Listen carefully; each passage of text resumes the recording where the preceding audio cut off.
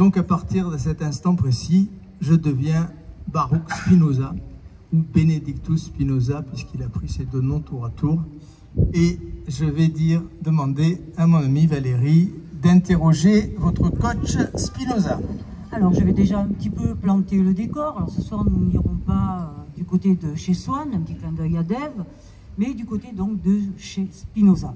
Spinoza qui vient d'une famille donc du Portugal, qui a immigré donc en Hollande, d'abord à Rotterdam et ensuite à Amsterdam. Le prénom, comme vous l'avez signalé très justement, cher Spinoza, Baruch signifie béni. Nous verrons par la suite si le destin vous a porté chance ou pas. Pas été tellement béni. Tout à fait. Au temps de votre jeunesse et même par la suite, tout au long de votre vie, vous avez donc passé votre temps entre la philosophie, votre passion première finalement, et à lustrer des verres pour les lunettes astronomiques et les microscopes. Finalement, peut-être un clin d'œil aussi, sans savoir, pour vos débuts, entre le macrocosme et le microcosme. Pourquoi pas? Donc, mon cher Spinoza, j'ai envie de vous dire, comme nos amis se posent la question, vous n'avez jamais cessé de répéter que vous aviez une dette à l'égard donc de René Descartes. Une dette immense. Tout à fait. Eh bien, on peut se poser donc la question, tout naturellement, pourquoi avoir choisi Spinoza comme coach plutôt que donc René Descartes qui, oui. On peut commencer par là, effectivement. Par là, tout simplement. On peut commencer par là. Alors, pourquoi pas Descartes? Eh bien, je vais vous livrer un scoop. J'ai la chance de dialoguer régulièrement avec Descartes. J'ai pas eu la chance de faire ça de mon vivant. Quand Descartes a publié le discours de la méthode, j'avais 5 ans. Quand Descartes a quitté ce monde, j'avais une vingtaine d'années, donc je n'ai pas pu échanger avec Descartes. Maintenant que je suis dans l'éternité, je rencontre régulièrement René Descartes, et René Descartes m'a confié, et je vais vous livrer ce scoop, il sera l'un de vos coachs en 2024. Voilà, donc rien n'est perdu pour ceux, il faudra attendre un an pour ceux qui préfèrent avoir comme coach Descartes à Spinoza. Alors oui, j'ai une dette immense envers Descartes, bien sûr. En 1663, j'ai publié l'un des rares livres que j'ai publiés de mon vivant. J'expliquerai peut-être tout à l'heure pourquoi j'ai publié très très peu de livres de mon vivant. J'ai vécu dans une semi-clandestinité pour 1000 raisons. Et donc en 1663, j'ai publié un petit ouvrage, Les principes de la philosophie de Descartes, où je rends hommage, bien entendu, à Descartes. Alors j'appartenais, Valérie l'a dit, à la communauté juive des Provinces-Unies, qu'on appelle aujourd'hui la Hollande, et j'appartenais à une famille séfarade, juive séfarade, qui avait fui, qui avait eu un destin assez cruel, comme bien des familles juives de ce temps-là. Elle avait fui l'Espagne en 1492, c'est assez facile à retenir, c'est l'année de la découverte des Amériques. Elle s'était réfugiée, ma famille, au Portugal. Et puis rebelote, si j'ose dire. Je ne sais pas si c'est le langage de mon temps, mais à force de discuter avec vos contemporains, je suis un peu contaminé. Donc elle a fui l'Espagne pour le Portugal, et puis elle a dû fuir à nouveau le Portugal. Et donc cette communauté séfarade s'est dispersée dans différents pays, et une partie d'entre elles a été accueillie dans les Provinces-Unies, qui était un pays très, très tolérant, très accueillant, même si, vous allez le voir dans quelques instants, j'ai eu quelques problèmes, mais curieusement, ces problèmes, je ne les ai pas eus avec ceux qu'on peut appeler les Hollandais aujourd'hui, je les ai eus avec les membres de ma communauté. Alors j'ai été formé intellectuellement par des rabbins au sein de cette communauté, et au fond, si je n'avais pas croisé la route de deux géants qui m'ont profondément marqué, qui ont fait de Spinoza ce qu'il a été, qui ont fait de moi ce que j'ai été, j'aurais probablement commenté le Talmud, les Écritures, la Torah, toute mon existence. C'est comme ça que j'ai été formé dans ma jeunesse. Mais très vite, j'ai pris un peu de distance, j'ai fréquenté des esprits libres de la ville d'Amsterdam qui m'ont initié. J'ai appris le latin, j'avais appris l'hébreu, mais j'ai appris le latin qui était la langue intellectuelle, qui permettait de lire les savants, les philosophes de l'époque. Et ma communauté s'est rendue compte que je prenais des distances exagérées avec le judaïsme, avec l'hébraïsme. Et à l'âge de 24 ans, en 1656, j'ai été condamné à subir un terrible cérémonial qui est un peu l'équivalent de ce qu'est l'excommunication chez les catholiques, c'est le cérémonial du érème. C'est un rejet complet, on est banni très violemment dans la synagogue de la communauté. Alors vous lisez dans certains livres d'histoire de la philosophie que j'ai subi ce cérémonial, c'est pas tout à fait exact, je n'ai pas assisté, j'ai refusé d'assister à ce cérémonial, mais n'empêche, le cérémonial a existé. J'ai été banni de ma communauté à l'âge de 24 ans et donc je n'ai plus de contact direct, en tout cas, avec tous les membres de ma communauté. Et la même année, 1656, j'ai été victime d'un attentat, d'une tentative d'assassinat qui aurait pu me coûter la vie, de la part d'un juif intégriste. Vous voyez, il n'y a pas que des musulmans intégristes, il y avait des juifs intégristes à l'époque. Et donc j'ai été victime d'une tentative d'assassinat.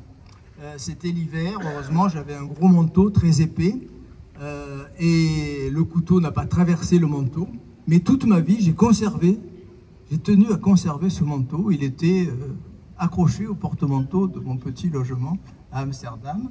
Et je me suis donné comme devise « Chaoté, prends garde, fais attention, méfie-toi ». Je me suis en effet méfié toute ma vie. Ce qui fait que je n'ai pratiquement rien publié, ou très peu, durant mon existence. Alors j'ai été formé à partir de là par des esprits libres, ils étaient nombreux à Amsterdam, par des intellectuels, des médecins, des savants, qui m'ont fait découvrir, j'avais commencé déjà à les découvrir, mais qui m'ont permis de mieux découvrir deux géants, comme je les ai dénommés tout à l'heure, qui sont Galilée et Descartes. Ils ont été mes premiers guides. Alors Galilée d'abord. Galilée, dont la formule m'a bouleversé quand j'ai lu sous la plume de Galilée ces mots « La nature est écrite en langage mathématique ». Ça a été un des grands chocs de ma vie. Il faut lire la nature comme un immense système d'équations. La nature n'est pas compliquée, elle est complexe, bien sûr, mais on peut la mettre en formule. Je peux comprendre la nature, parce qu'elle est en harmonie avec ce qu'à mon époque on appelait l'entendement. Aujourd'hui on parlerait d'intelligence. Mon intelligence est apte à comprendre la nature en sa totalité, j'y reviendrai, et je peux la comprendre, je peux intervenir bien sûr au sein de cette nature. Et il m'est arrivé de penser que c'est Galilée qui est à l'origine de la devise que je me suis donnée. Alors il y avait Chaoté, ça c'est une devise existentielle, méfie-toi, mais une devise plus philosophique qui a été souvent citée par mes collègues philosophes dans les siècles suivants. Je la cite en latin, non ridere, non lugere, neque detestari, sed intellegere. Alors, je traduis pour les non-latinistes. S'il vous plaît. Merci Valérie. Ne pas rire, ne pas se moquer, ne pas haïr, mais comprendre. Autrement dit, il s'agit de quoi? Il s'agit de ne pas aborder les choses sous le coup des émotions, des peurs, comme l'ont trop souvent fait les hommes dans le passé, mais par sa seule intelligence, par son seul entendement, puisque c'est les mots qu'on emploie à l'époque. Nous sommes capables de comprendre la nature et même, nous le verrons sans doute mieux tout à l'heure, de la comprendre en sa totalité. Donc Galilée m'a mis sur cette piste. Et cette devise, non ridere, non lugere, neque detestari, sed intellegere, un grand philosophe du 19e siècle, que vous connaissez tous, qui s'appelle Nietzsche, dit dans Le Gai Savoir, c'est pas la devise de Spinoza, c'est la devise de la philosophie. Tout philosophe devrait avoir pour devise cette devise de Spinoza. Donc Galilée d'abord, et puis Descartes ensuite. Descartes qui est le disciple. Descartes qui est devenu Descartes grâce à Galilée, et il l'a dit et il l'a répété. Donc Descartes, le Descartes galiléen, le Descartes qui applique les consignes de Galilée, le Descartes qui mène des travaux scientifiques tout à fait remarquables, qui a eu l'idée que n'avait pas eu Galilée d'appliquer au corps humain cette approche mathématique que Galilée avait réservée aux planètes et aux phénomènes physiques. Eh bien, ce Descartes galiléen m'a toujours passionné. Par contre, j'ai été complètement décalé, j'ai complètement rejeté le Descartes métaphysicien, et nous aurons largement l'occasion d'en parler. L'erreur de Descartes, ça a été de diviniser l'homme. Au fond, Descartes remplace les miracles de Dieu au sein de la nature, ces miracles qu'on voyait partout, avant que la science existe, tout était incompréhensible et miraculeux, eh bien, Descartes, au fond, remplace les miracles divins par les miracles humains. Descartes donne à l'homme une liberté infinie. Nous verrons pourquoi c'est son erreur magistrale, selon moi. Il fait de l'homme une sorte de Dieu au sein de la nature. D'où sa formule, bien connue, et que je qualifierais de tragique, devenir comme maîtres et possesseurs de la nature. Eh bien, vous savez, c'est pas à vous que je vais l'apprendre, hommes et femmes du XXIe siècle, cette devise est dramatique. C'est cette devise qui a entraîné toutes les catastrophes écologiques, ce rêve de maîtrise, de domination, tout reprendre en main, tout manipuler. Aujourd'hui, on manipule les corps avec le transhumanisme. Bon, eh bien, cette devise, elle a produit, je n'ai pas de réticence à le dire, Descartes me semble l'un des responsables, même si c'est difficile de faire du philosophe un responsable, mais il a une part importante de responsabilité dans ces dérives et dans ces désastres écologiques que vous connaissez au XXIe siècle. Donc, si je devais résumer en quelques mots la métaphysique de Descartes, je dirais quoi? Descartes nous propose quelle vision? Un Dieu qui s'est retiré du jeu. Descartes dit il a donné un petit coup de pouce, il a mis en route la nature et puis il s'en désintéresse, il se retire dans son éternité.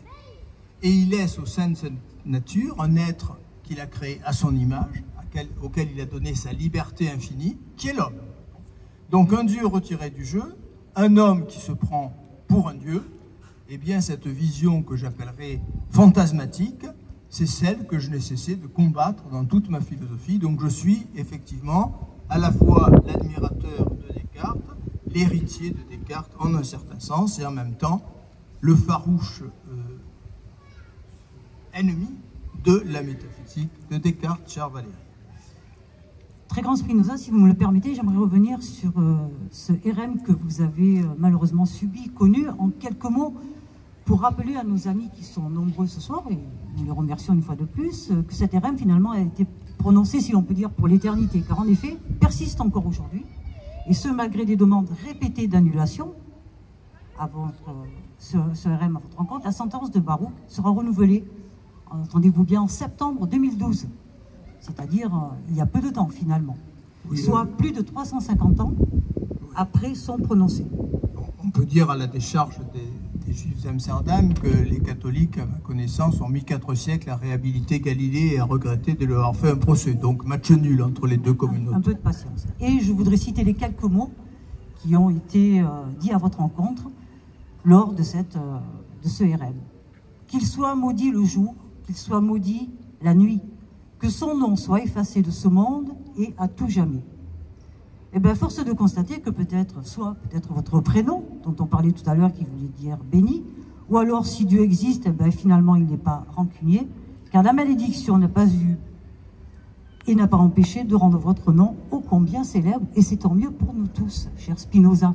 Merci. Je vais donc Valérie. continuer sur les questions que nous souhaiterions vous poser. Continuez. Vous affirmez donc que votre vision est libératrice. Mais un homme perdu, au sein d'une nature infinie, dont il n'est qu'une parcelle infinitésimale. Veuillez m'excuser. Un homme privé de liberté. N'est-ce pas une conception plus angoissante que celle de Descartes, finalement? Alors, c'est une excellente question. Merci. On a l'impression, effectivement, si on compare cet homme libre, doté de cette liberté infinie, thèse de Descartes, et ma propre thèse, un homme qui n'est qu'une parcelle dans un immense système causal, entièrement déterminé, on peut avoir l'impression, si on ne se plonge pas dans mes écrits, que c'est ma vision en moi qui est angoissante. Je vais essayer de vous montrer que c'est tout l'inverse. D'abord, commençons par cette idée de partir de l'homme, partir du sujet. L'an dernier a disparu un de vos grands philosophes, Marcel Conche, mort à la veille de ses 100 ans.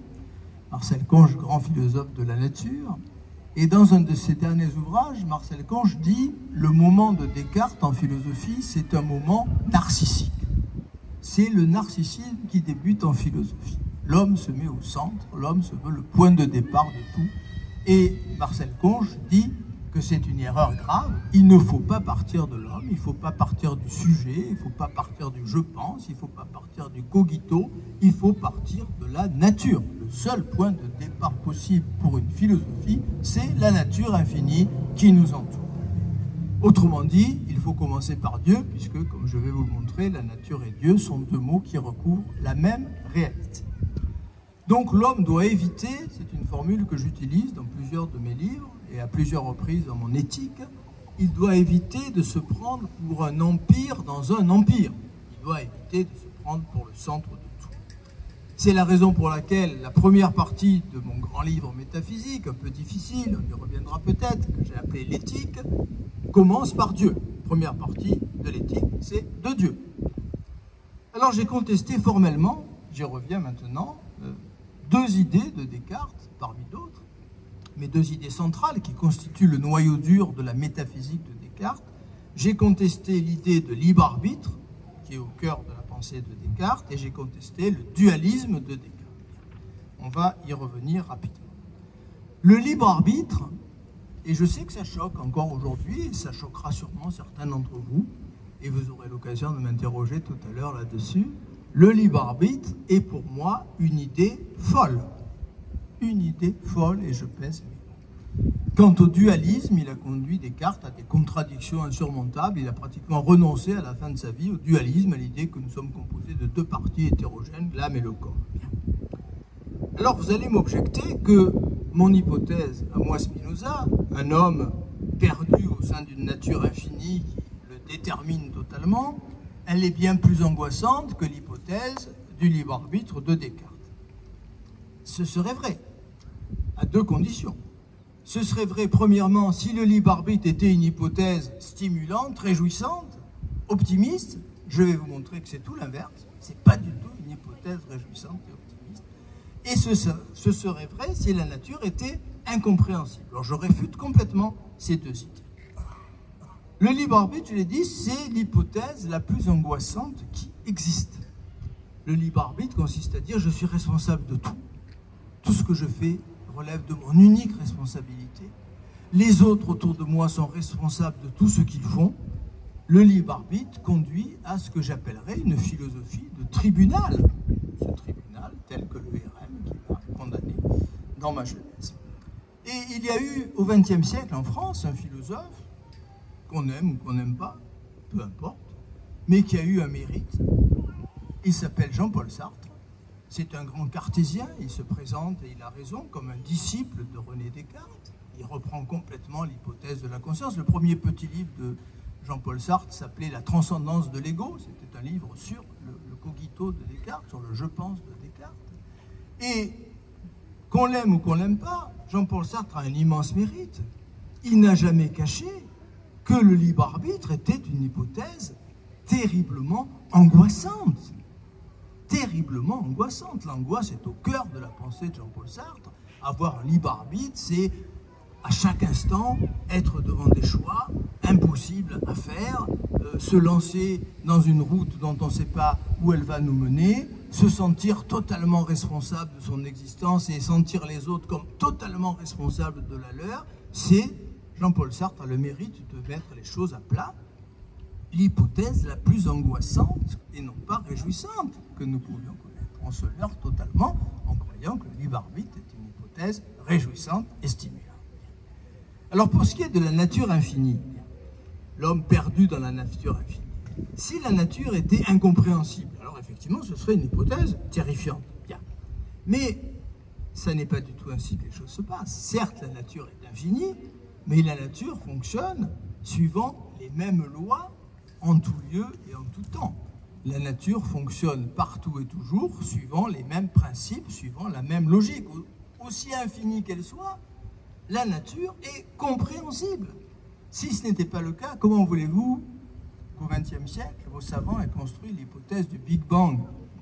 Qu'est-ce qui leur a permis de construire cette hypothèse? C'est la certitude qu'il y a 13 milliards et quelques d'années, il y avait déjà la loi de gravitation de Newton, les lois électromagnétiques, les mêmes lois que nous découvrons aujourd'hui autour de nous. Et les savants sont persuadés, les astrophysiciens sont persuadés, c'est comme ça qu'ils font leur découverte, qu'à l'autre bout de l'univers, les constellations, les systèmes solaires, les planètes obéissent exactement aux mêmes lois et que si on débarque sur une planète infiniment lointaine, eh bien si on laisse tomber un objet, il ira vers le sol suivant la loi de gravitation de Newton. Voilà.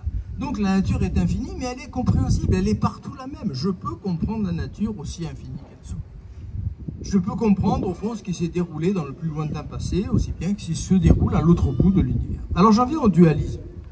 J'ai dit que c'était la seconde condition qui permettrait de défendre éventuellement la pensée de Descartes.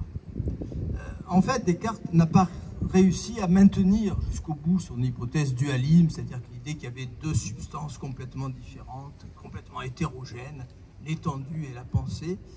C'est si vrai que quand Descartes, au bout de quelques années, après avoir écrit le discours de la méthode et les méditations métaphysiques, quand Descartes essaye d'explorer davantage l'être humain, il ne parle plus d'âme et de corps, il parle d'une troisième substance.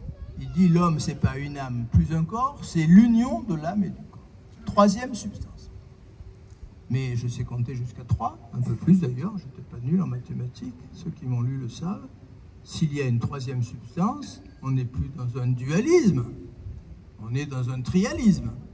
Et Descartes s'est complètement emmêlé les pinceaux, passez-moi l'expression, et si vous lisez son dernier livre, Les Passions de l'âme, un an avant sa mort, en 1649, vous verrez qu'il ne s'en sort plus avec son dualisme. Bien. Donc, connaître Dieu, c'est connaître la nature, c'est détruire, en particulier, toutes les illusions que les religions, et les religions monothéistes, que ce soit l'hébraïsme ou le christianisme, ont projetées sur Dieu. Je suis peut-être un peu sévère, mais je pense que les théologiens n'ont rien compris aux dimensions majeures de ce qu'il faut bien appeler Dieu. Les théologiens n'ont rien compris à la puissance infinie de Dieu. Si Dieu dispose d'une puissance infinie, ça veut dire que Dieu se déploie dans toutes les dimensions, ce que j'ai appelé les attributs, j'y reviendrai un peu plus tard. Ça veut dire que Dieu ne peut pas produire autre chose que ce qu'il produit, sinon sa puissance serait limitée. Ils n'ont rien compris au caractère intemporel de Dieu, nos théologiens, parce que si Dieu a créé le monde, j'introduis du temps en Dieu. Il y a Dieu avant qu'il crée le monde, il y a Dieu pendant qu'il crée le monde, il y a Dieu après la création du monde. Qu'est-ce que c'est ce temps dans un Dieu soi-disant éternel en dehors du temps? Ils n'ont rien compris à l'absence de toute finalité en Dieu. Ils ont prêté à Dieu nos hésitations. Si vous randonnez dans la campagne et qu'à un moment donné vous arrivez à une bifurcation, les petits traits de peinture sur les cailloux, sur les pierres ont été effacés par le temps. Il y a deux chemins, mais rien ne vous indique si vous devez prendre le chemin de droite ou le chemin de gauche. Vous hésitez. Pourquoi vous hésitez? Parce que vous êtes ignorant. Si vous saviez que c'est le chemin de droite qui est le bon, vous n'hésiteriez pas et vous prendriez bien sûr le chemin de droite. Donc l'hésitation, elle est le fruit de l'ignorance. Dieu n'hésite pas puisqu'il est omniscient. Seul un être faible, faillible, ignorant peut hésiter, peut choisir. Je choisis quand je suis ignorant parce que je ne sais pas, et Jean-Paul Sartre, je reviens encore à lui, il a parfaitement compris, l'angoisse du choix. Je ne sais pas exactement où va me mener mon choix. Donc ils n'ont rien compris à l'absence de finalité. Dieu ne poursuit aucun but, parce que poursuivre aucun but, c'est être en manque, c'est être dans l'hésitation, c'est être dans l'ignorance. Et enfin, ils n'ont rien compris à ce que j'ai appelé, dans mon jargon, les êtres de raison. Nous autres, les humains, pour comprendre la nature, nous passons par des abstractions. Nous avons inventé l'idée de lion. Tous les lions appartiennent à une famille, une espèce que j'ai appelée l'espèce lion. Nous avons réuni tous les humains dans un concept abstrait que j'ai appelé l'homme.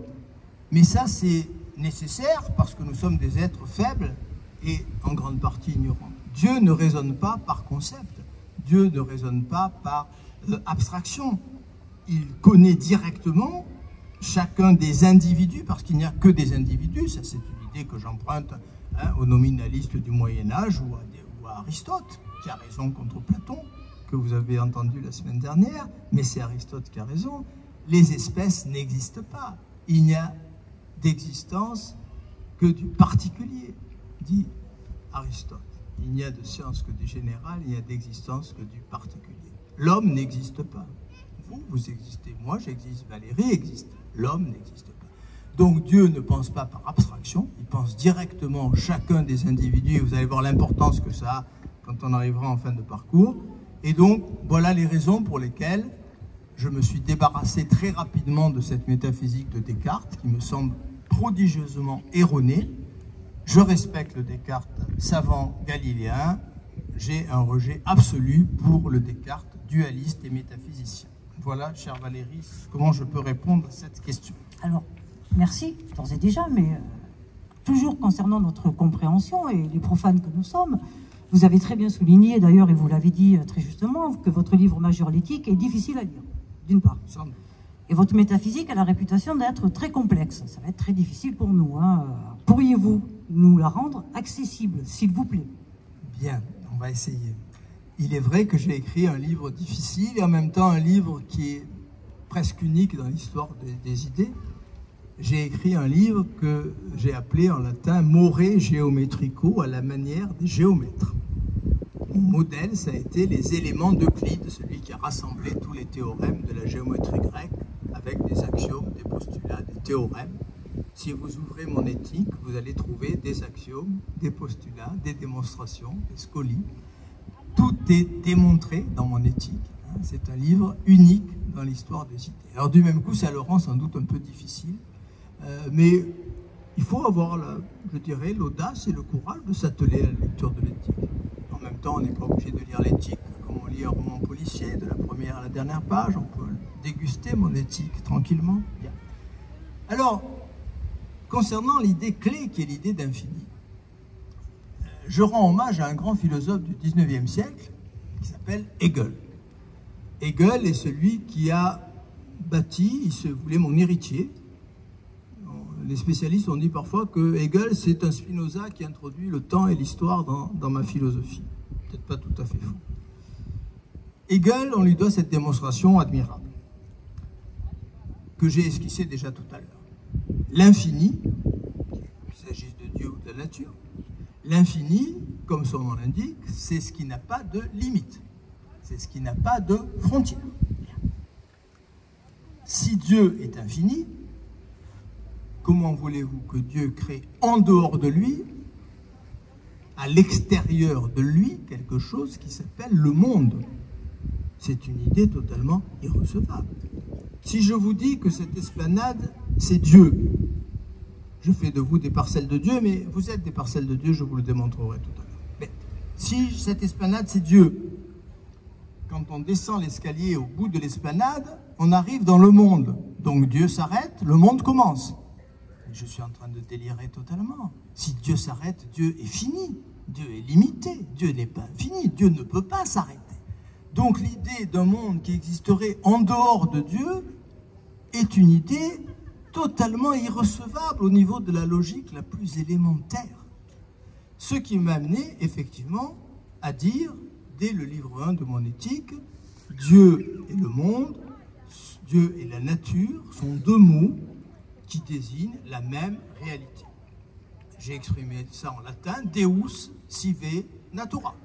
Dieu, c'est-à-dire la nature, c'est-à-dire Dieu. Il ne peut pas y avoir deux réalités infinies. Sinon, la réalité infinie est finie. Je répète cet argument, mais je le répéterai jusqu'à ce que vous l'acceptiez, parce que vous êtes obligé de l'accepter. J'attends la réfutation tout à l'heure, je vous souhaite bien du plaisir. Il ne peut pas y avoir deux réalités infinies. Donc la pensée et l'espace, l'étendue, ou la matière, mais Descartes ne parle pas de matière, il parle d'étendue. La pensée et l'étendue ne sont pas des substances, ne sont pas des réalités, ce sont des attributs. Alors là, on arrive à la complexité dont vous parliez, Valérie. On dit, qu'est-ce que c'est ce jargon de Spinoza? Non, le mot attribut est un mot simple. Le mot attribut doit vous rappeler vos leçons de grammaire de l'école primaire. Vous vous souvenez, une petite leçon de grammaire? Sujet, verbe, attribut. Les dalles sont rose-marron, Pierre est bavard. Qu'est-ce que c'est l'attribut? L'attribut, c'est ce que je dis de la substance, c'est-à-dire du sujet. La substance, c'est le sujet, c'est la substance, le verbe, c'est le verbe être, qui me permet de relier le sujet à un attribut que j'attribue à la substance. L'attribut, c'est ce que je dis de la substance ou ce que je vois de la substance. Alors on a une image extraordinaire que je vais vous livrer parce que c'est la plus belle image pédagogique qu'on ait donnée de cette idée-là, de mon idée. Vous la trouvez, cette image, chez un grand monsieur pour qui j'ai beaucoup de respect, qui est le grand physicien David Bohm, le physicien quantique qui occupait la chaire de Newton à Londres. Hein, on ne la confie pas à n'importe qui, cette chaire de Newton. Il a écrit La plénitude de l'univers, La conscience et l'univers, il a écrit La danse de l'esprit. C'est un monsieur dont je lis tous les livres et que je respecte infiniment. Dans un de ses ouvrages, je crois que c'est dans La plénitude de l'univers, David Bohm propose une très très belle métaphore, qui est la suivante. Imaginez, dit David Bohm, une pièce impénétrable, un blocos absolument impénétrable, il n'y a pas de porte, on ne peut pas le traverser avec des caméras, avec des lasers. Bien. Personne n'a jamais vu ce qui se passe à l'intérieur de ce blocos. Bien. Et dans ce blocos impénétrable, il y a un aquarium suspendu, avec des poissons. Alors, ne me demandez pas comment on les nourrit, comment ils bouffent, hein, non, ne m'embêtez pas. Bien. Il y a un grand aquarium suspendu. Ce grand aquarium est entouré de caméras. Il y a une caméra qui filme l'aquarium par en haut, il y en a un autre qui filme l'aquarium par en bas, il y en a une caméra qui filme l'aquarium par le côté, une par l'autre côté, une par devant, une par derrière. Bon, il y a X caméras autour de l'aquarium. Mais cet aquarium, personne ne l'a jamais vu. Cet aquarium, vous l'avez compris, c'est Dieu ou la substance. Et puis dans la pièce d'à côté, cette pièce, cette fois, on peut la voir et on peut y circuler, il y a des écrans de télévision. Il y a une infinité d'écrans de télévision. Mais nous autres, les humains, nous ne voyons que deux images, deux écrans. Tous les autres écrans sont brouillés. Ils existent, mais nous ne les voyons pas. Ce sont les fameux attributs. Donc, sur un écran de télévision, mais vous ne savez pas, évidemment, que c'est un écran de télévision qui fixe l'aquarium, puisque vous n'avez jamais vu l'aquarium. Vous voyez des poissons se déplacer. Et puis vous regardez l'autre écran et vous voyez autre chose. Vous voyez des poissons qui se déplacent, mais pas tout à fait pareil, parce que l'image n'est pas prise d'en haut, elle est prise d'en bas ou de côté. Bien. Les plus malins vont repérer des analogies, ils vont dire, tiens, je m'aperçois que quand le petit poisson là va d'en haut et en bas, eh bien, sur l'autre image, il va de bas en haut. Bon, les plus malins vont découvrir des analogies, des relations causales entre les deux images. Bien. Donc, vous l'avez compris, David Bohm nous aide par cette image à comprendre ce qu'est la substance. La substance, c'est l'aquarium, qui est la seule réalité. Et puis, les attributs, ce sont ces images que nous avons, des images de l'unique réalité. Il n'y a pas de réalité. Descartes s'est trompé. Il ne peut pas y avoir de réalité, surtout de réalité infinie. Donc, il y a l'aquarium et il y a les images, les écrans de télévision où je vois des perspectives sur l'aquarium. Voilà ce que sont les attributs. L'image de David Bohm est tout à fait admirable et je regrette de ne pas avoir eu cette idée, mais à l'époque il n'y avait pas de téléviseur, donc c'est pas de ma faute si j'ai pas pu vous proposer dans mon œuvre cette image. Donc, quelle est la conséquence de tout cela? La première conséquence, s'il y a une unique réalité, s'il y a une unique substance, s'il y a Deus sive natura, un Dieu unique, une nature unique, qui sont infinies. Si j'ai des représentations erronées, fausses de cette réalité, eh bien, ces représentations fausses dans mon esprit sont inséparables d'un rapport maladif de mon corps à la réalité, puisqu'il n'y a pas de réalité. Ce sont les deux écrans de télévision. Donc, une image brouillée sur l'écran pensé entraîne une image brouillée sur l'écran étendu. Une image brouillée sur l'écran étendu va de pair, je ne dis pas entraîne, pardon, je me suis mal exprimé, ça n'entraîne rien, va de pair avec une image brouillée sur l'écran pensé. C'est ce que j'ai appelé le parallélisme, on y reviendra certainement, c'est une idée tout à fait majeure. Donc mon idée majeure, à partir de cette image des aquariums, des représentations erronées et du rapport maladif du corps à son environnement, c'est que la seule libération La seule façon d'accéder à ce que j'ai appelé la béatitude, c'est la connaissance. Je ne peux pas être heureux avec des idées fausses. J'insiste lourdement sur cette idée. Je ne peux pas être heureux avec des idées fausses. Si j'ai des idées fausses sur la réalité, c'est que mon corps a un rapport maladif lui-même à la réalité. C'est que mon esprit est malade et que mon corps est malade. C'est pas mon esprit qui rend mon corps malade, c'est pas mon corps qui rend mon esprit malade. Mon corps et mon esprit sont en analogie l'un avec l'autre et un rapport erroné de mon esprit au réel va de pair avec un rapport maladif de mon corps avec la réalité. J'ai appelé ça le parallélisme, mais Valérie va certainement me demander d'aller un peu plus loin sur le sujet. Vous devinez mes pensées, mon cher Spinoza. Donc si j'ai bien compris, alors déjà la semaine dernière avec le grand maître Platon, j'apprenais de mieux en mieux, mais là ce soir ça dépasse tous mes espoirs. Donc si j'ai bien compris, le corps et l'âme ne sont pas deux substances, mais deux modes des deux attributs de la substance qui sont la pensée et l'étendue. Je pose en plus de très belles questions. Oui. Même moi, je n'en reviens pas. Mais j'aurai l'occasion de le dire avant la fin de notre entretien. Ils sont fondamentalement la même chose et les commentateurs ont qualifié de parallélisme votre conception. Pouvez-vous nous éclairer sur ce parallélisme? Mais vraiment nous éclairer, s'il vous plaît, cher Spinoza. Je pense pouvoir le faire et c'est en effet décisif, surtout au niveau de ce que j'ai appelé un coaching. Deus sive natura. Comprendre Dieu, c'est comprendre la nature. Comprendre la nature, c'est comprendre Dieu.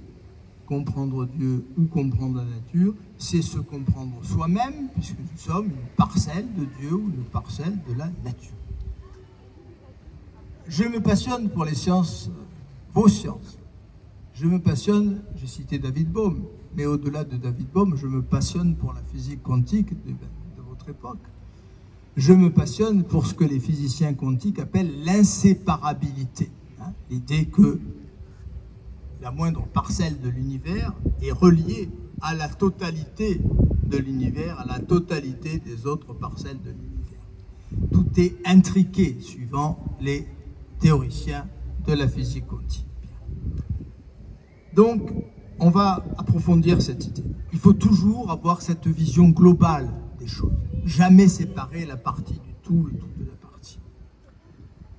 La chaîne causale qui se déploie dans mon corps, puisqu'il y a parallélisme, puisque ce sont simplement deux écrans de télévision, vous l'avez compris. Cette chaîne causale, elle se déploie en même temps dans mon esprit. Et la chaîne causale qui se déploie dans mon esprit se déploie en même temps dans mon corps. Il ne s'agit pas de dire que l'une agit sur l'autre, ou l'autre sur l'une, il s'agit de deux images d'une même et unique réalité dont je vois deux aspects que j'ai appelés les attributs. Je renvoie aux écrans de télévision de David Bohm que j'évoquais tout à l'heure.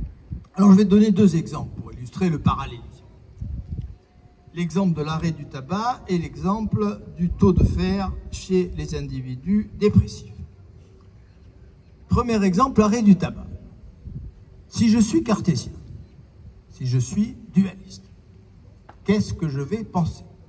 Je vais penser que dans mon corps, il y a des mécanismes d'addiction, d'accoutumance, qui fait qu'il se produit un certain nombre de mouvements dans mon corps qui me donnent envie de fumer. Mais comme je suis doté d'une liberté infinie, vision un peu capricieuse, je l'ai déjà dit souvent, vision un peu adolescente, le libre arbitre. Je tape le poing, c'est moi qui décide. Demain, j'arrête de fumer. C'est très facile, j'ai arrêté 25 fois, dit l'autre. Bon. Demain, j'arrête de fumer. Je suis le maître, je suis Dieu. C'est pas du tout ma vision. Ma vision est la suivante. Si l'idée me vient dans l'esprit, il faudrait que je m'arrête de fumer. C'est qu'il se produit en même temps dans mon corps un certain nombre de mécanismes qui débutent un processus de rejet du tabac. En même temps. C'est pas parce que je décide comme ça brutalement, c'est pas par quel miracle d'arrêter de fumer que je vais arrêter de fumer et arrêter les mécanismes qui existent dans mon corps. C'est parce qu'il se passe en même temps que ma soi-disant décision, qui n'est pas une décision du tout en réalité, qui est une sorte d'enregistrement ou quelque chose qui se produit en parallèle dans mon esprit, en parallèle à ce qui se passe dans mon corps. Dans mon corps, il se produit quelque chose qui est une sorte saturation à l'égard de la nicotine et des autres saloperies que les fabricants de tabac mettent dans le tabac. Et ce rejet, il se traduit dans mon âme par un phénomène équivalent, analogue, c'est le deuxième écran de télévision. Je crois que c'est moi qui décide de m'arrêter de fumer. Mais je ne décide pas. Hein. Il se passe un processus, à la fois dans le corps et dans l'âme, qui va me mener au rejet. C'est un peu moins flatteur pour notre ego. Je ne suis pas le maître, ce n'est pas moi qui décide, mais c'est peut-être plus profond. Et je vous montrerai dans un instant que la science est en accord avec moi et pas avec Descartes. Bien. Deuxième exemple. On s'est aperçu que chez la plupart des individus atteints de dépression, si on procède à une analyse, il y a une chute, souvent spectaculaire, du taux de fer dans le sang de l'individu dépressif. Alors si on est dualiste, on va aller à la recherche d'un schéma causal. Est-ce que, et c'est un peu la poule et l'œuf, c'est le problème du dualisme. Est-ce que c'est parce que le taux de fer a baissé dans le sang de cet individu qu'il est devenu dépressif, ou est-ce parce qu'il est dépressif que son taux de fer a baissé? Ou les deux? Est-ce que c'est une dialectique? Moi, Spinoza, je dis, il se passe quelque chose en même temps, et ça ouvre des perspectives remarquables, vous pouvez le deviner, sur les thérapies. Il se passe quelque chose en même temps, dans ces deux dimensions, parallèles, le corps et l'esprit. Je ne dis pas que le taux de fer entraîne la dépression, que la dépression entraîne la chute du taux de fer. Je dis qu'en même temps que le fer dégringole dans le sang, la dépression se développe dans l'esprit. Qu'en même temps que la dépression se développe dans l'esprit, le taux de fer dégringole dans le sang. Du même coup, on appelle ça aujourd'hui, vous le savez, la médecine psychosomatique. On peut prendre les choses par les deux bouts. Comment soigner un dépressif, soit en essayant, si on est matérialiste et un médecin très matérialiste et déterministe, de faire remonter son taux de fer parce qu'on pense que ce taux de fer entraîne sa dépression, soit de le traiter psychologiquement et on s'apercevra que une thérapie, une psychothérapie, voire une psychanalyse fera remonter son taux de fer. Eh bien, ce que je suis en train de vous dire, et je vois que vous me regardez avec inquiétude, vous avez tort, parce que ce que je suis en train de vous dire, vous le trouvez dans deux grands livres qui m'ont été consacrés à la fin du XXe siècle et au début du XXIe par un très grand monsieur, universitaire américain, spécialiste des neurosciences, comme vous dites aujourd'hui dans votre jargon, qui s'appelle Antonio Damasio. Antonio Damasio apporte 1000 confirmations de tout ce que je suis en train de vous dire, apporte de véritables démonstrations de ce que j'appelle le parallélisme. Ces livres ont été traduits en français, je vous y renvoie. En 1995, il a publié L'erreur de Descartes. Imaginez ma jubilation dans mon éternité, L'erreur de Descartes, quel bonheur. Et en 2003, deuxième traduction, Spinoza avait raison, deuxième jubilation. Bon, c'est un grand monsieur, c'est un savant, indiscuté, on a parlé de prix Nobel à un moment donné à son sujet. Eh bien, voilà ce que pense Damasio. Et je cite Damasio dans L'erreur de Descartes. Il y a d'abord la liberté, pas celle qu'on envisage en général dans les discussions qui portent sur le libre arbitre. Quelque chose de bien plus radical. Quelque chose de bien plus radical. Il y a une liberté qui est bien plus radicale que le soi-disant libre arbitre. Une réduction de la dépendance qui fait de nous des esclaves vis-à-vis des besoins liés aux émotions des objets. Réduction de la dépendance. On va sans doute y revenir rapidement avec une autre question de Valérie, mais je vous invite à appliquer à toutes vos passions ou à toutes vos perturbations cette vision, à lire Damasio. J'ai la certitude que cette approche que Damasio a remarquablement explicitée dans ses livres, cette approche qui a été la mienne avec le parallélisme, pourrait vous apporter beaucoup et pourrait peut-être vous faire entrevoir des solutions pour les éventuels problèmes que vous pouvez rencontrer, chère Valérie. Alors pour l'instant, j'ai pas de problème et même je suis très bien là ce soir, mais pour l'avenir. Mais on va faire mieux, on va faire mieux. Nous voudrions vous poser la question. Tout à l'heure, vous avez évoqué le livre de René Descartes, les passions de la vie, m'excusez. Et par rapport à ce que vous venez de dire, la question se pose, devons-nous combattre toutes nos passions pour atteindre ce que vous appelez la béatitude, entre autres, ou faut-il se méfier uniquement de certains de nos passions? Et comment les distinguer? Comment faire, mon cher Spinoza? C'est une distinction tout à fait essentielle et j'y consacre beaucoup d'efforts dans mes différents ouvrages et dans l'éthique en particulier. Combattre toutes les passions, ce serait pour moi, vous le devinez aisément, je pense, une absurdité. Ce serait condamner le corps en sa totalité. Le corps est fait de passions, d'émotions. Damasio fait de très belles distinctions neurologiques. Il nous explique où ça se passe dans le cerveau, les émotions, les passions. Donc rejeter les passions, ce serait rejeter notre corps. C'est une aberration, ce serait quasiment suicidaire. Donc j'ai distingué ce que j'ai appelé les passions tristes et les passions positives.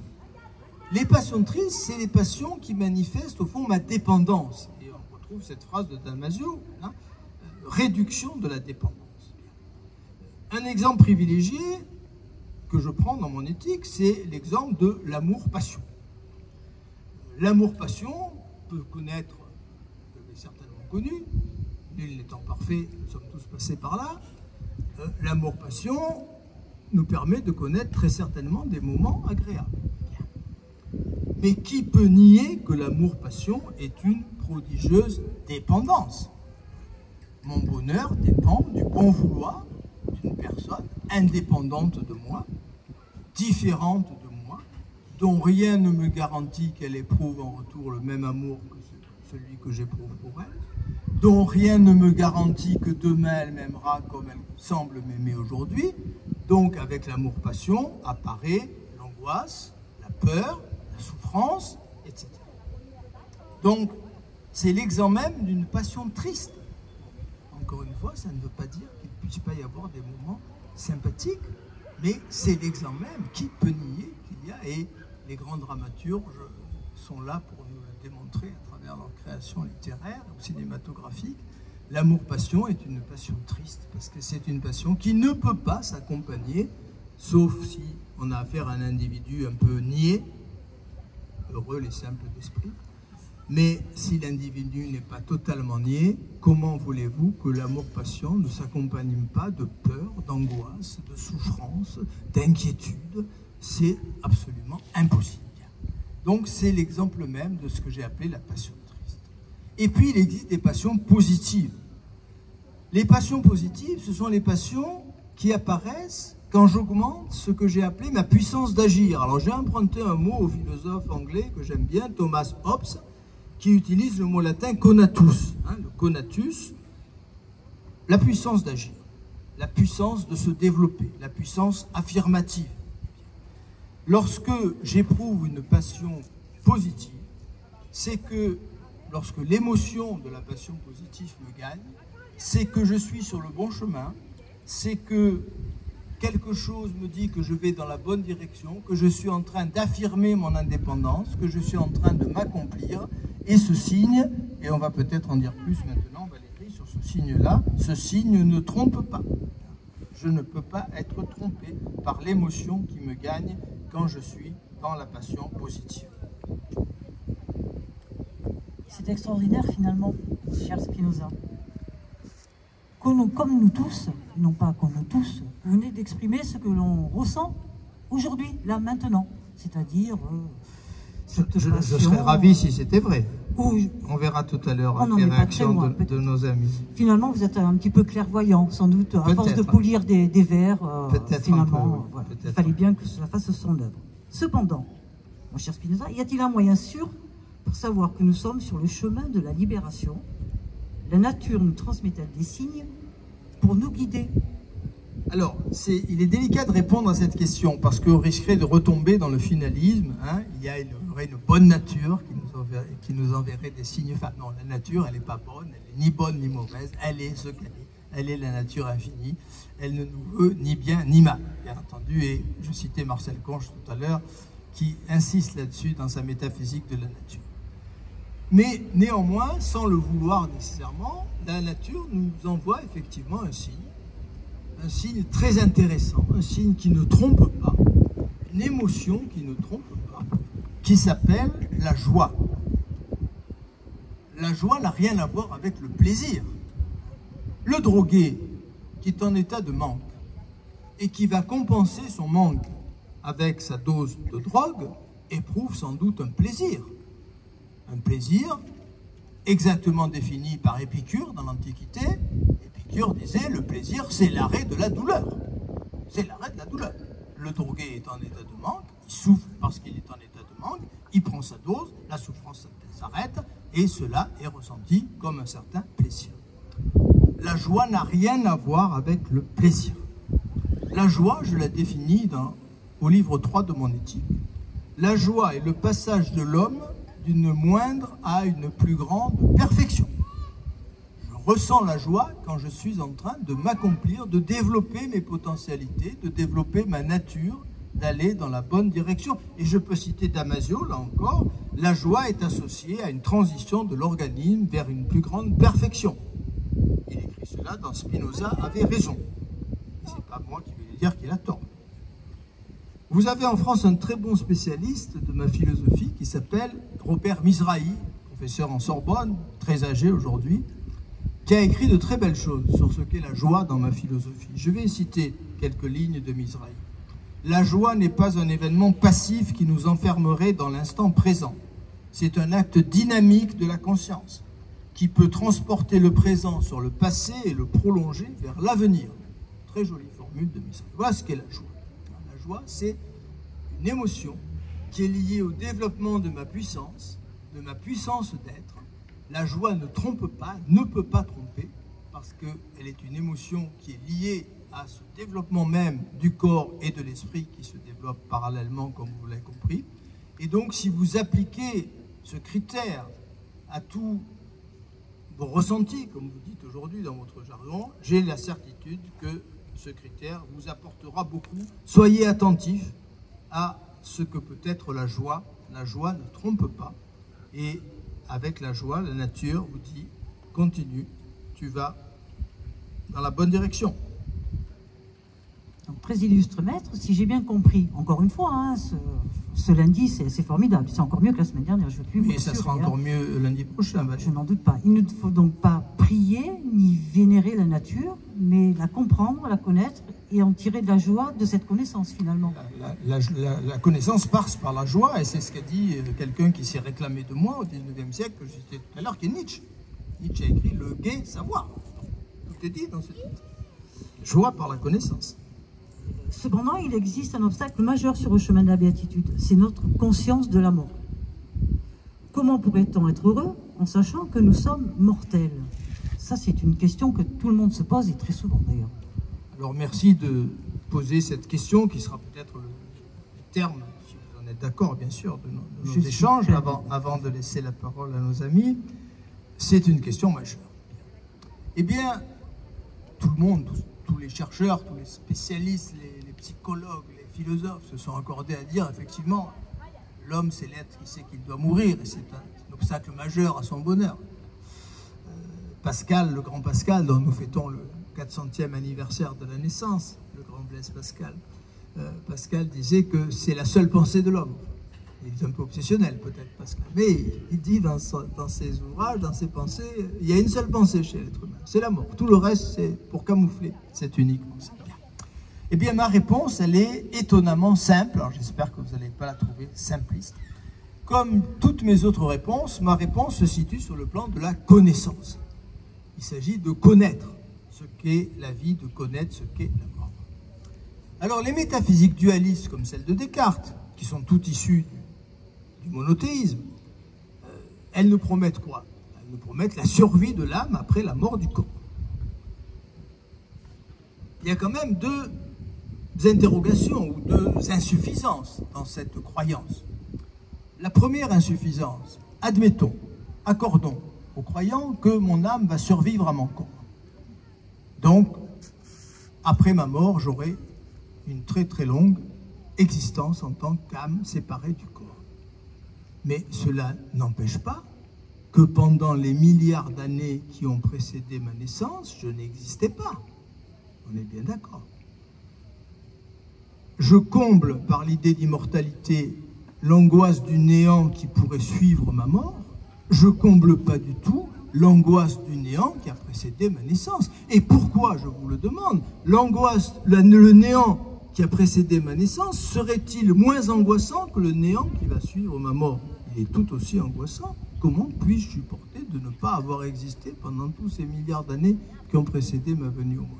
Et deuxièmement, et peut-être surtout, eh bien, la croyance en une éternité de l'âme, malgré ce que vous a dit le grand Platon la semaine dernière, mais c'est une autre philosophie et c'est un autre coaching, malgré ce que vous a dit Platon, ça ne repose sur aucune expérience véritable. C'est une croyance qui est contredite par la plupart des observations. Elle ne peut pas apaiser mon angoisse. Alors moi, Spinoza, je ne vous promets pas l'immortalité, je vous promets quelque chose de très supérieur et d'infiniment plus satisfaisant que l'immortalité, qui ne me satisfait pas. Ça ne me suffit pas, l'immortalité. Personnellement, je ne sais pas vous, moi ça ne me suffit pas. Moi, je vous promets l'éternité. C'est un meilleur programme, non? J'espère, vous en conviendrez. Dieu existe en dehors du temps. Dieu et la nature, puisque Deus sive natura, existe en dehors du temps. Le temps, au fond, et là, les physiciens quantiques disent des choses qui vont tout à fait dans mon sens. Au fin fond de la matière et des particules, il y a quelque chose qui est en dehors du temps. Il y a des expériences physiques qui montrent que ces particules n'existent pas dans le temps. Elles peuvent communiquer en dehors du temps. Le temps, c'est un mode d'apparition. C'est un mode d'apparition de quelque chose qui est intemporel. Dieu ou la nature. La substance infinie n'est pas affectée par le temps. Moi, je la vois parce que je suis un être limité, je ne suis qu'un mode, je la vois dans une séquence temporelle, A, B, C, D, mais cette séquence temporelle n'est qu'un regard qui est jeté sur quelque chose qui n'est pas du tout temporel, puisque Deus sive natura. Donc Dieu étant éternel, la nature est éternelle, puisque la nature c'est la même chose que Dieu, et donc les phénomènes de la nature ne sont pas fondamentalement temporels. Les phénomènes, oui, mais la nature elle-même ne l'est pas. Et donc, si Dieu existe en dehors du temps, Dieu, il est à la fois, c'est ce que j'ai appelé les attributs, vous l'avez compris, étendue, espace, les galaxies, les planètes, les hommes, les êtres vivants, les animaux. Et puis, Dieu est aussi pensée. Ce sont les deux attributs que nous connaissons. Il y en a, je le rappelle, une infinité d'autres. La nature ou Dieu sont étendus et pensés. Si Dieu est pensé, et si Dieu est intemporel, il y a une idée de moi en Dieu qui est intemporelle. D'accord? Dieu m'a pensé, puisque je suis venu au monde, et que je ne pouvais pas ne pas venir au monde, puisqu'il ne pouvait pas y avoir une autre nature que celle qui a existé, et qui est en ce sens-là parfaite. Donc, personne ne peut contester, et on a besoin d'idées irréfutables en philosophie. Est-ce que parmi vous, quelqu'un pourrait nier qu'il est venu au monde et qu'il existe maintenant sur cette esplanade? Ça m'intéresserait, on pourrait discuter tout à l'heure, si quelqu'un pense ça. Le fait est que vous êtes là. Le fait est que vous êtes apparu dans l'immense séquence qui m'apparaît, mais qui n'est pas au fond la vraie réalité, puisque le fond des choses est intemporel. Donc Dieu à une pensée de l'individu, puisque encore une fois il n'existe que des individus, de vous, de chacun d'entre vous, de toi, de toi, de toi, de moi, il y a une pensée de moi en Dieu qui n'est pas temporelle. Il y a une pensée de moi en Dieu qui est éternelle, qui n'a jamais commencé et qui ne finira jamais. Et c'est ce qui m'amène dans une proposition qui est peut-être l'une des plus étonnantes de mon livre L'éthique, qui a plongé dans la perplexité mes lecteurs, mais je vais essayer rapidement de l'éclairer. Sentimus experimurque nos aeternos esse. Je traduis une fois de plus pour les non-latinistes. Nous sentons et nous expérimentons que nous sommes éternels. Alors, deux verbes évidemment un peu énigmatiques. Nous sentons. Intéressant ce verbe. Sentimus. C'est pas une réflexion. C'est pas une déduction, c'est ce que vous appelez dans votre jargon du XXIe siècle un ressenti. Je ressens qu'il y a fondamentalement en moi quelque chose d'intemporel et d'éternel. Et c'est la pensée de moi en Dieu, ou c'est la pensée de moi qui existe de toute éternité dans la substance infinie, Dieu ou la nature. Nous le ressentons. Et nous l'expérimentons. Alors ça, le deuxième verbe est un peu plus énigmatique. Ça veut dire que là, c'est un peu plus intellectuel. Expérimenter, c'est au fond traduire en passant par des réflexions d'une certaine manière qui aboutissent à une sorte de ressenti. Sentimus, c'est plutôt de l'ordre de la substance corporelle. Experimur, c'est plutôt de l'ordre de la pensée. Et il se trouve, et je vais lui faire un petit clin d'œil, parce que c'est quand même un peu grâce à lui que je suis là devant vous ce soir, il se trouve qu'il y a à la gare un philosophe qui s'appelle Philippe Granarolo, qui a écrit, il y a déjà très longtemps, un livre sur Nietzsche, c'était son premier livre, qui s'appelle L'individu éternel, et dont le sous-titre est L'expérience nietzschéenne de l'éternité. L'expérience. Et dans ce livre, Philippe Granarolo a montré que Nietzsche est mon disciple, que Nietzsche se réclame de moi. C'est après avoir découvert ma philosophie en 1881 qu'il a eu la vision du retour éternel. Eh bien, cette expérience de l'éternité que je vous promets, si vous suivez les préceptes que je vous donne en particulier dans l'éthique, cette expérience de l'éternité, vous pouvez aussi la retrouver à travers les écrits de Nietzsche. Voilà la promesse que je vous adresse au terme de ce coaching. Je ne vous promets pas l'immortalité, je vous promets l'éternité. Alors, mon cher Spinoza, non seulement nous acceptons ce coaching, mais soyez déjà assurés de notre éternelle gratitude.